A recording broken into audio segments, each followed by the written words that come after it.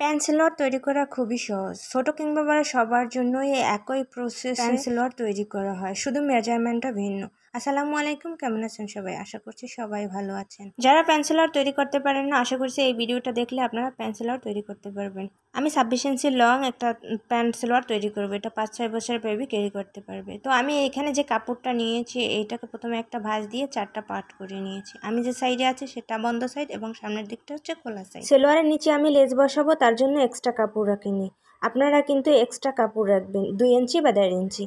উপর থেকে এলাস্টিকের জন্য 2 ইঞ্চিতে দাগ করে নিয়েছি, আর এই 2 ইঞ্চি নিচ থেকে আমি হাইয়ের মাপটা নিয়েছি। হাইয়ের মাপটা হচ্ছে 10.5 ইঞ্চি।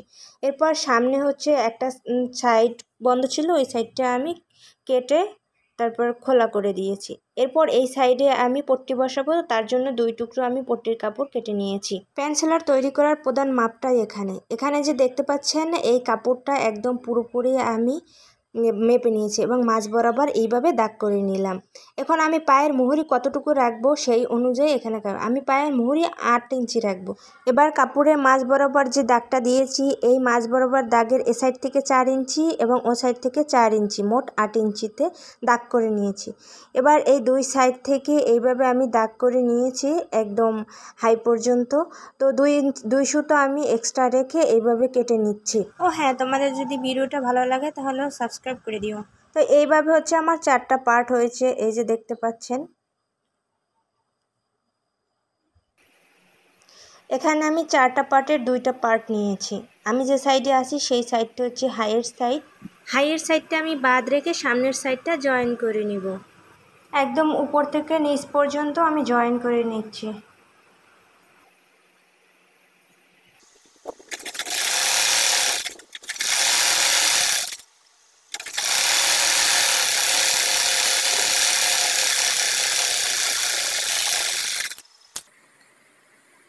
এবার আমি কাপড়টা উল্টিয়ে এই সেলাই বরাবর একটা চাপ সেলাই দিয়ে নিব।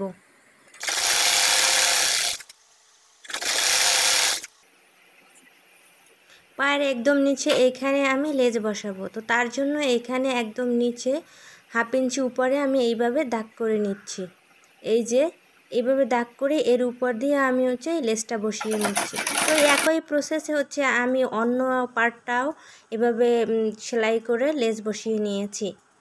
এরপর 3 ইঞ্চি উপর থেকে আমি জামার কাপড় দিয়ে এইভাবে ডিজাইন করে নিয়েছি, আর এই কাপড়টা হচ্ছে 2 ইঞ্চি চওড়া নিয়েছি। এবার আমি পায়ের একটা পার্টে মানে একটা সাইডে পট্টি বসাবো। তো এই যে হাইয়ের মাপটা দেখতে পাচ্ছেন, এই হাইয়ের এইখান থেকে আমি পট্টিটা লাগাবো। এখানে সালোয়ারের কাপড়টা আমি সোজা সাইডে রেখেছি আর পট্টির কাপড়টা উল্টো সাইডে রেখেছি। তো আমি কিভাবে লাগিয়েছি খেয়াল করলে বুঝতে পারবেন। এইভাবে ছোট বড় সব সালোয়ারে পট্টি লাগাতে পারবেন। এরপর আমি উল্টিয়ে সোজা পাশে একটা চাপ সেলাই করে নিচ্ছি। এইভাবে একই প্রসেসে আমি অন্য পার্টেও এইভাবে পট্টি লাগিয়ে নিয়েছি এবং চাপ সেলাই দিয়ে নিয়েছি। এখন আছে আমি এই পার্টের কাপড়টা এই সোজা সাইডে রেখেছি এবং অন্য পার্টের কাপড়টা আমি এটার উপরে রাখবো। যে সাইজে আমি পট্টি লাগাইনি ওই সাইডটা হচ্ছে এই নিচের পট্টির কাপড়ের উপরে রাখবো। তো উপরে হচ্ছে উল্টো সাইড আর ভিতরের দিকে হচ্ছে সোজা সাইড থাকবে। এরপর আমি দুটো কাপড় একসাথে করে এইভাবে পট্টির উপর থেকে সেলাই বসিয়ে নিব।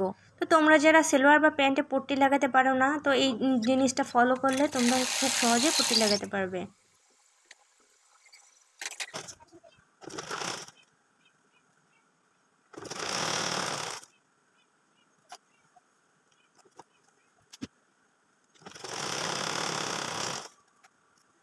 তো আমি পট্টির কাপড়ে চাপ সেলাই দিয়ে নিয়েছি। এবার অন্য সাইডটাও আমি জয়েন করব। ওই সাইডটা আমি যেভাবে জয়েন করেছি এই সাইডটাও আমি একই প্রসেসে জয়েন করব।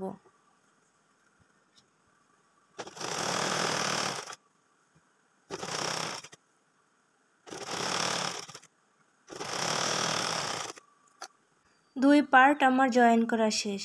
এবার আমি এই পায়ের নিচ থেকে এখান থেকে সেলাই বসিয়ে নিব, আর এখানে অবশ্যই ডাবল সেলাই করে নিতে হবে।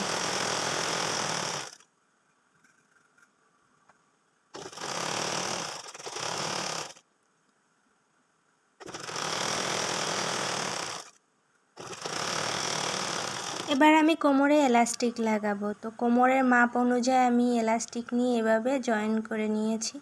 এবার আমি এলাস্টিকটা কোমরের কাপড়ের উপর রেখেছি। তো এলাস্টিকের সামনের দিকে কোমরের কাপড়টা 2 সুতা বেশি রাখবো, আর এই কাপড়ের উপরই সেলাই বসাবো যাতে রাবারে সেলাই না পড়ে। তো আমি ঘুরিয়ে ঘুরিয়ে এইভাবে পুরো কোমরটা সেলাই করে নিচ্ছি। খেয়াল রাখবেন যাতে রাবারে সেলাই না পড়ে।